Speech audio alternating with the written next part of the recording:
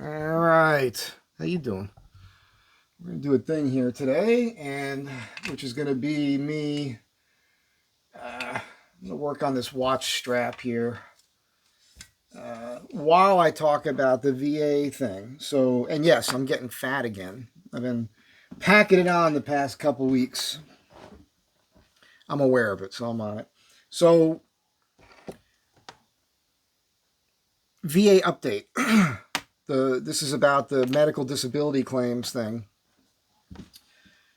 This is going to be a relatively short video, so compared to my normal long rambling videos. I've been anxious about this because, as you guys know, I kind of want to get to the point here, which is somebody made a comment at one point about how you don't need anybody to help you get your VA benefits, right? There are these companies out there, and there's guys that do it, will help you do it as far as, getting the paperwork done and everything else. And it is true. You don't necessarily need somebody to help you with that. You can do it on your own. But what I'm finding out is the VA, it seems like there are people there that want to make it harder for you to get the benefits. So in my situation, I made 3 claims. By the way, everything I'm saying is legit. It's backed up by medical records. I've told the stories here multiple times, and then there's people I served with that were there that also saw what had gone down with me. So I can back everything up. I'm not making anything up. It's all 100% legit. All right. Of course, we got to talk a little bit about this here, where I'm in a weird situation because for about a decade now, people I know, friends of mine, have been telling me that I should, go to the VA and, do a claim and all that. And I've been reluctant to do so because I believed what they were telling me when I got out, the Marine Corps.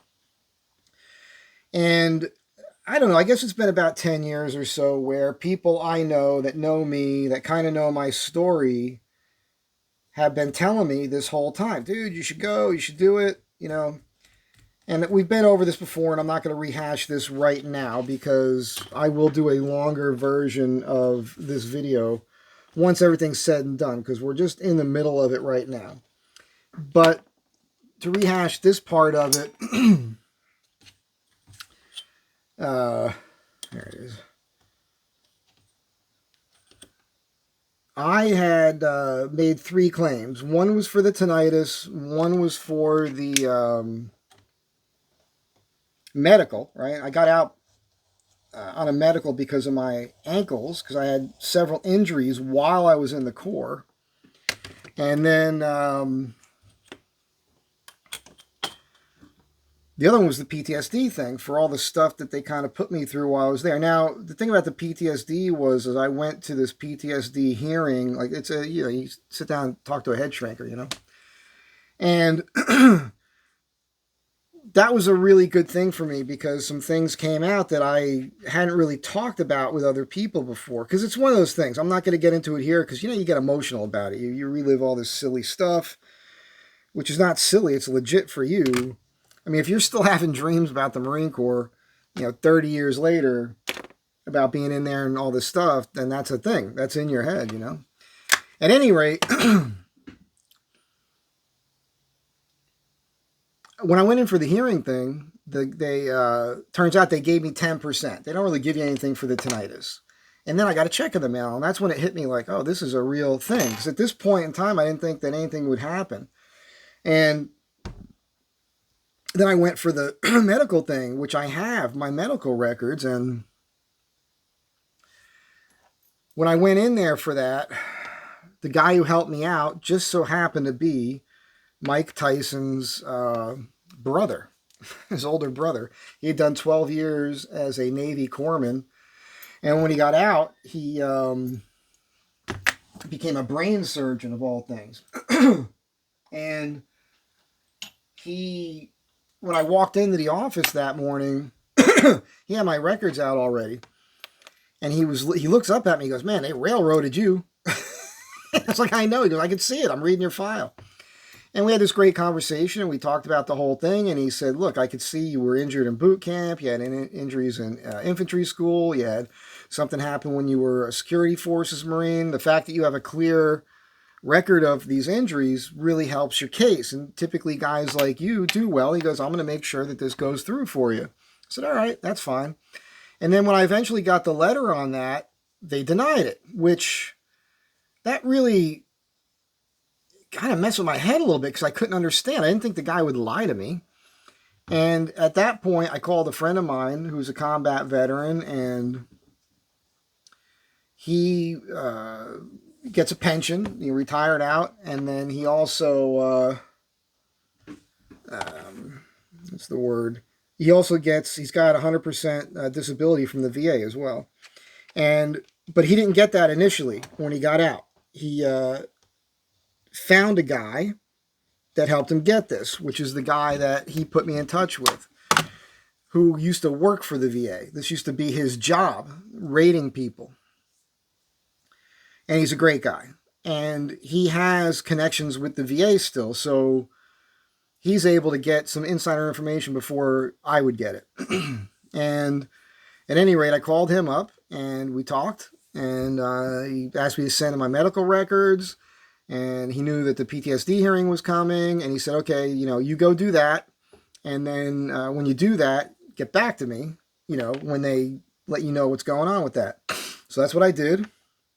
And I went to the PTSD hearing. And then I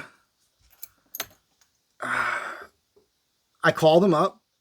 And he told me at that time that he'd gone through my medical records. And he had found enough stuff there where he felt pretty confident that he could, appeal things and get quite a bit. And he actually found things that I forgot. And this is the thing I really want to talk about in a minute. Because then I did I already done the hearing. And then he said, call me back in a week or so and I'll tell you what I know. And I did that. And at that time, he told me he had seen it from the VA that they had approved it at 70% for the PTSD. And he was adamant about it. And I said, well, I don't know, because I got this thing in the mail about how they were, what am I going to do here? I'm going to do that much for a fold over. I'm going to make this much longer, and I'm going to need that much more for a fold over. So we're going to cut this right here. So he said, well, we'll see how it goes. You'll get a check in the mail or you won't. You'll get a letter or whatever. And so we've been waiting. And I've been kind of anxious about it because, I got a life and I got things going on here and I'm trying to make plans for the spring and the summer. And if I knew what was really going to be going on, it would help me out with my life. That's all. That's all it is. So I was a little anxious about it. And after the second time with the whole medical thing not going through, I thought to myself, gee whiz, who knows how this is going to go. But this guy was very confident. And last night, it was funny because last night I was a little overly anxiety ridden over it. I'm like, I want to know what the hell's going on already. This is ridiculous. And just so happens in the mail last night, I got a letter from the VA, which made me feel good. They wanted me to fill out the stuff for direct deposit. That's the way they want to pay you now. So, for that, the hearing loss thing is it's like $175 a month, right? That's something that helps. And so this morning I go online trying to figure this out. And it was a fiasco, man, trying to deal with this and try to get the take pictures of your driver's license, everything else. And eventually I just said, screw it. So I called them on the phone. I talked to this lady and I got all the banking stuff done. And then I asked her about the PTSD thing. And she said she's got it right in front of her on her computer. And she says, oh, they denied that. And I was like, oh, no. How the hell did that happen?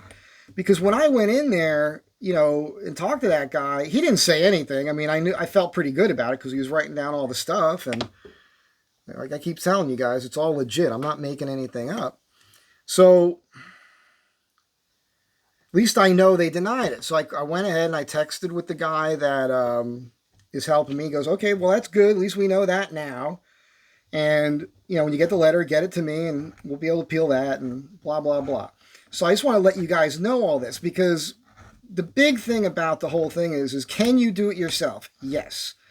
You can fill out, you can make your own claims and do your own thing and try to make that all work. The problem is that while you can read English and see what your medical records say, right? It's you can't really read it because it's written in Dr. Chicken Scratch. It's like reading some sort of alien hieroglyphic language. You can't make all that out. And if you're a VA rater, they actually train them with this. So they learn how to read it, and then they get to know what all the codes are, what they all mean. And that's a big deal, man. You can't do that on your own. So that's why it's kind of worth having somebody work on your side for you, because it's just like there's plenty. I've talked to plenty of people that went through the VA on their own, weren't happy with the rating that they got, like my friend, and then they've contacted people like this guy. Now, there's also companies out there that do it, right?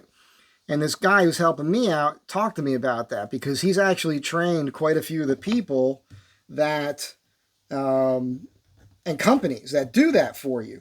But he said to me, he says, they're like kind of middle of the road. Like they're not really working as hard as he does to get you as much. They're just kind of like surface level. It's very basic. And the problem with those companies is they'll take anywhere from 5 months to a year of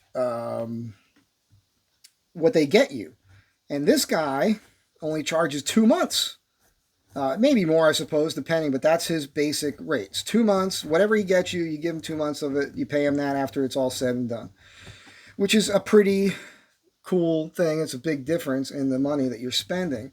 And you're getting one-on-one advice from a guy, too. You know, he's there for you. So that's basically what I wanted to put out there. It's like that's what's happening right now. So I got to wait for this letter now from the VA to see what if they give you any reasons, because they didn't really give me any reasons on the medical. They just said it was denied, which is crazy. It's crazy because there's a clear record of me getting injured while I was in. And yeah, so I'm making a new part to this band. I'm going to make this part a little bit longer because I want to change where the buckle hits on my wrist. There's probably a science to this I haven't figured out yet. At any rate, that's the update. The update is both my medical claim and my PTSD seems like it was denied. We'll see. I'm still going to wait for this thing to come in the mail. But that doesn't mean it's over, because I'm going to have this guy, basically fight for me, make the appeal. And the beauty of this, too, is that because, again, some of these companies, they don't necessarily have people working there that worked for the VA before, but this guy did. So that's the difference. And I will give you guys another update as things progress. But, now you know, because a whole bunch of you were curious about what was going on. You've been asking me these questions. I just wanted to I mention it from time to time in other videos, but then, the video is not necessarily about that, right? I hate when I lose something right in front of me. So that's it. That's the update. Nothing's happening right now. Now I'm just in this position where I gotta wait for this letter. It should be here within the next week or so, and then I get that to my guy. He reviews that, and then he makes the appeal and puts in all the new stuff that he's found, and we'll see how it goes after that. The thing I like about this guy, he's a veteran. He was a VA rater, went to school for it. They trained him for it. And he's very confident. I mean, to the point almost of being arrogant about it, which I like, because it shows he's got a 100% success rate, basically. He always gets people their disability that they deserve. But, when you talk to him, this guy he seems pretty honorable to me, too, because he never once tried to get me to lie about anything or anything like that. And I just want to point that out to you as well. You can't be trying to get something. You could, I suppose. I wouldn't be able to sleep at night if I was lying.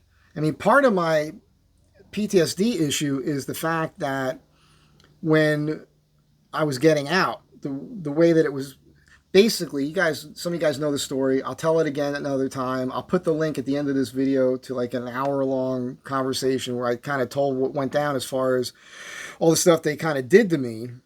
But the worst part of it really was at the end where they had made my life so miserable. And by this time, they had already trained me to pop off all the time, like just freak out, because the only time I saw results was when I had to get into a physical altercation with somebody or threaten to do so, which isn't cool. And that kind of warped my mind for the rest of my life. But then the other thing was just, they made my life so miserable at the end. And then they gave me a way to get out where they coached me on it, and they said, hey, if you say you had this pre-existing condition and you sign this paper, give us some examples. And this is in my record. I forgot about it. I was reading. I was like, man, I signed this, but I read what I wrote. I was like, that never happened. So I knew that they had me lying. And when you look back on it, most of this came to the surface when I was talking to the therapist. That's what was screwing me up all these decades, was the fact that, because I'm an honest guy, the fact that they were making me have to lie to get out of a situation that they were making so miserable. That's what was screwing with me all these years. And that's why, with all the depression and the suicidal stuff and the, substance abuse, all the things I did, never having a serious relationship, never getting married, not being able to hold down a job, right? I have to do these little things for myself all that stuff is a result of that. And then even when it comes to the medical part of it, medical injuries are cumulative. So when you're young, if you have these injuries, like let's say you're tearing ligaments and whatnot, well, if they don't give you an x-ray, if they don't do MRIs, and they're just letting you out, okay, well, years from then, if you do something strenuous and all of a sudden something happens to you, like what happened to me, so that was like 85, 86, 87, I had these issues while I was that are in the record. And then in the 90s, I blew my ankle out. And it was funny too, because, I'd passed the physical at MEPS and everything. I went to Paris Island, passed all that. Of course, I had these injuries while I was there. And then, but, I passed all that. I was healthy enough to go to Marine Corps boot camp, and I completed infantry school at Camp Pendleton, so up and down the mountains. But again, I had a couple twisted ankles and whatnot then. But the whole time I was in, they never sent me for an x-ray or an MRI, So, so later in life, I had these other things that happened that ended up requiring surgeries, right? Which you can easily say, well, that happened because of the damage that happened to you in the Marine Corps. So the fact that they were, you know what I'm saying? So it's a weird situation that I'm in, but I'm okay with it. At least I know where I stand. It's not knowing is the part that bothers me. Denied, fine. Now I know. And now I know I've got somebody who's going to work for me that knows what he's doing. And as that stuff progresses, it's going to be a while now. I'll let you guys know after that. But this is going to be the last word on my VA disability situation right now. And, but well wishes, positive thoughts, prayers, all that good stuff is highly appreciated. You guys are awesome. And that's it for now. So have a great day. And now you know.